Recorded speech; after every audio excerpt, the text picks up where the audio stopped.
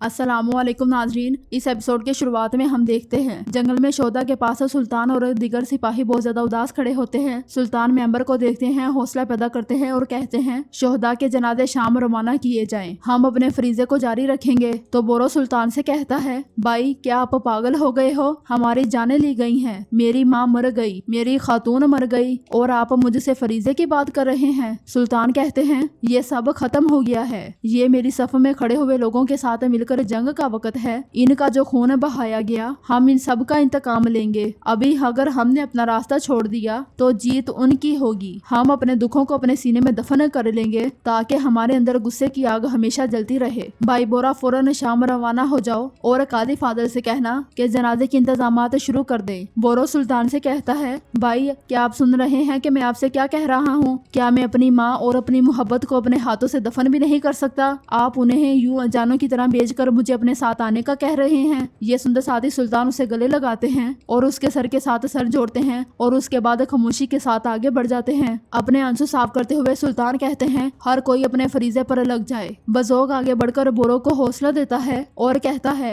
बोरो साहब मैं आपके साथ आऊंगा। कारातेगन एतसीस से कहता है, ये कैसी सूरत हाल है, यहाँ तक कि हमारे सुल्तान अपनी माँ को भी दफनाने नहीं गए। तो एतसीस कहते हैं, कारातेगन ये आम सूरत हाल नहीं है, देखना ये सब कुछ बहुत जल्द खत्म हो जाएगा। बोरो शोहदा के साथ सुल्तान जबकि सुल्तान मेंबर लेकर मोता की जानिब रवाना हो जाते हैं।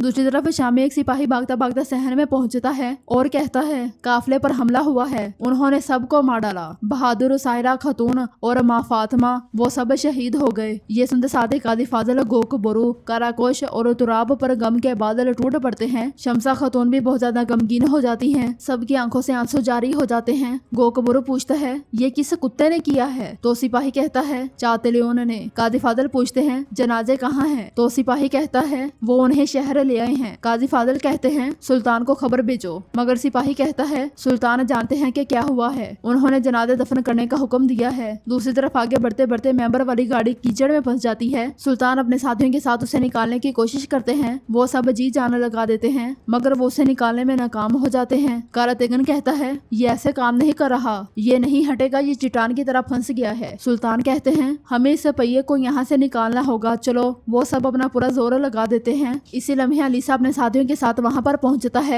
और कहता है, उन्होंने कहा कि सुल्तान सलाहुद्दीन इस रास्ते को अबूर नहीं कर सकते, उन्होंने कहा कि ये रास्ता नाकाबिले कबूल है। तो मैंने कहा कि जो तरीक कुआं से निकल आया और उन दूर दराज तक फैली हुई सरजमीनों का सुल्तान बन गया, उसे मदद की जरूरत नहीं बल्कि एक साथी की जरूरत है। अलीसा और माइल्स भी उनके साथ मिल जाते हैं और फिर से पूरी कुव्वत लगा देते हैं। अल्लाह अल्लाह की सदाओं के साथ पहिया घूमता है और उस कीचड़ से निकल जाता है। यह देखकर सब बहुत ज्यादा खुश होते हैं और अलीसा कहता है, अगर आप इजाजत दें तो मैं और माइल्स आपके साथ ही बनने और आप जिस रास्ते पर चल रहे हैं उसकी थकावट बांधने आए हैं। जवाब में सुल्तान कहते हैं, इस रास्ते की दावत को कबूल करना या रद्द करना मेरे इख्तियार में नहीं है, सलामत रहो सलामत रहो। ये कहते साथ ही सुल्तान काफले के आगे आगे जबकि काफला उनके पीछे पीछे चल पड़ता है। दूसरी तरफ शाम के महल के सहने में शोहदा की मैयतें रखी हुई होती हैं, हर आंख अश्क बार होती है। कादी फादल कहते हैं ये रहा अमन का बदला। बोरा भी बहुत ज्यादा गमगीन और गुस्से में दिखाई देता है। ये देखकर गोकबरू उसके पास आता है और कहता है, भाई अल्लाह के लिए कुछ कहो, खामोश ना रहो।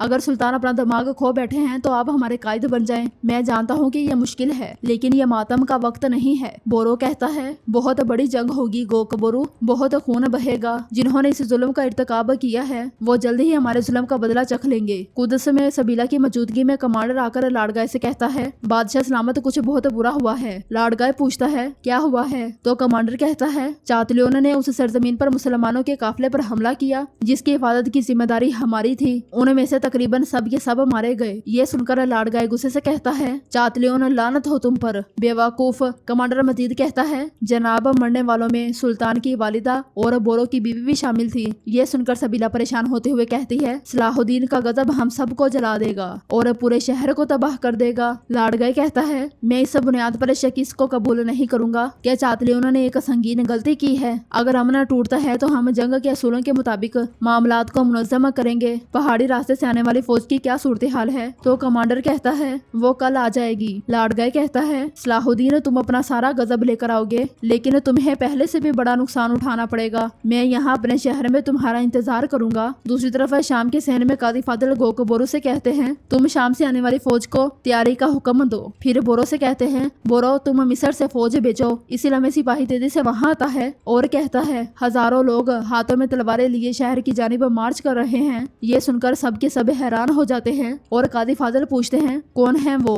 کیا صلیبی فوج جمع ہو گئی ہے؟ دوسری طرف جنگل میں چاتلیون سپاہیوں کے ساتھ آگے بڑھ ہی رہا ہوتا ہے کہ بالن اس کا راستہ روک لیتا ہے۔ وہ دونوں گھوڑوں سے اتر جاتے ہیں اور بالن اس کے پاس پہنچتے ساتھ اس کے منہ پر ایک زوردار مکہ رسید کرتا ہے۔ یہ دیکھ کر دونوں طرف کے سپاہی تلواریں بے نیام کر لیتے ہیں۔ بالن چراتے ہوئے کہتا ہے کیا تم بیوقوف ہو؟ کیا تمہیں احساس ہے کہ تم نے امن کو خراب کر کے کیا کیا ہے اور تمہارا کیا انجام ہوگا؟ بالن دوسری بار ہاتھ اٹھاتا ہی ہے کہ چاتلیون اس کا ہاتھ پکڑ لیتا ہے اور کہتا ہے میری طرف دیکھو بالن، میرے چہرے پر خون ہے، دیکھو میں اس خون سے جیتا ہوں اور تم؟ وہ اسے جھڑک دیتا ہے اور کہتا ہے آہ پاکیزہ اور روشن چہرے کے بالن، تمہاری رگوں میں دوڑنے والا تمہارا پاک خون اور تم جیسے پاکیزہ لباس پہننے والے کو میرا سلام۔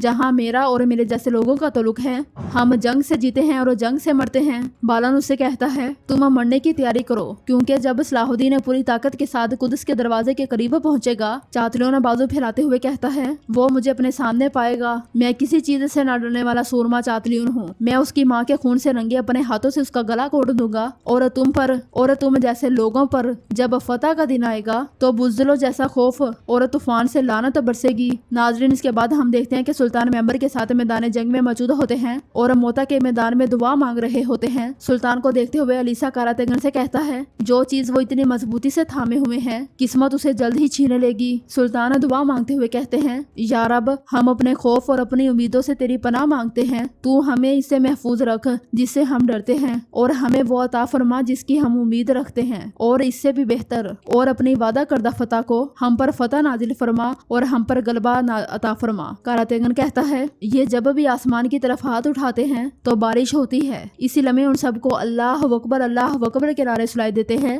وہ پلٹ کر دیکھتے ہیں کہ عزت الدین اپنی فوج کے ساتھ میدان کی جانب آ رہا ہوتا ہے۔ ان سب کی زبان پر اللہ اکبر کی صدائیں ہوتی ہیں اور ہاتھ میں اسلام کے جھنڈے۔ یہ منظر دیکھتے ہوئے سلطان کھڑے ہو جاتے ہیں۔ دوسری طرف بورو کی قیادت میں بھی شام کا لشکر آ پہنچتا ہے۔ یہ منظر دیکھ کر سب بہت زیادہ خوش ہوتے ہیں۔ لشکر آگے بڑھتے بڑھتے موتا کے میدان میں داخل ہوتے ہیں۔ ان کا جوش و جذبہ دیکھتے ہوئے سلطان کہتے ہیں الحمدللہ، موصل اور حلب والے شام کے ساتھ متحد ہو جاتے ہیں۔ سلطان کے پاس پہنچتے ساتھ ہی سب صف بصف کھڑے ہو جاتے ہیں، مگر اب بھی ان سب کی زبانوں پر یہی ہوتا ہے اللہ اکبر۔ اپنے چند سپاہیوں کے ساتھ کھڑے سلطان کا لشکر بڑھتا جاتا ہے اور بڑھتا جاتا ہے۔ اگلے ہی لمحے سلطان ممبر کی سیڑھیاں چڑھنا شروع کر دیتے ہیں اور بلند آواز سے کہتے ہیں یہ وقت وہ وقت ہے، یہ پرچم وہ پرچم ہے جو ہمارے پیارے نبی صلی اللہ علیہ وسلم کی خاطر لہرایا جائے گا۔ یہ دین مبین اسلام کی خاطر جہاد کرنے کا وقت ہے۔ موتا کا میدان سلطان کے جانبازوں سے بڑھ جاتا ہے۔ سلطان مزید کہتے ہیں یہ مقدس قدس کو صلیبیوں کے قبضے سے پاک کرنے کا وقت ہے۔ محروم سلطان نور الدین نے یہ ممبر تعمیر کرنے کا حکم دیا تھا، اسے مکہ مکرمہ اور مدینہ منورہ کے راستے پر جانے والے بھائیوں کی خاطر قدس شریف میں موجود قبلہ اول یعنی مسجد الاقصی میں رکھنے کا وقت آ گیا ہے، جو ازل سے ہمارا تھا اور ہمیشہ ہمارا رہے گا، اسے واپس لینے کا وقت آ گیا ہے۔ پھر سلطان تلوار لہراتے ہوئے کہتے ہیں قدس ہمارا ہے اور ہم قدس کے ہیں۔ یہ سنتے ساتھ ہی سب تلواریں لہراتے ہوئے قدس ہمارا ہے اور ہم قدس کے ہیں، قدس ہمارا ہے اور ہم قدس کے ہیں کے نعرے بلند کرتے ہیں۔ تو ناظرین اس کے ساتھ ہی ایپیسوڈ اختتام پذیر ہوتی ہے۔ اگر آپ کو یہ ویڈیو اچھی لگی ہو تو لائک کریں، چینل کو سبسکرائب کریں اور بیل آئیکن یعنی گھنٹی والے نشان پر لازمی کلک کر لیں تاکہ نیکسٹ آنے والے ایپیسوڈ کا نوٹیفیکیشن آپ تک پہنچ سکے۔ دعاؤں میں یاد رکھیں۔ اللہ حافظ۔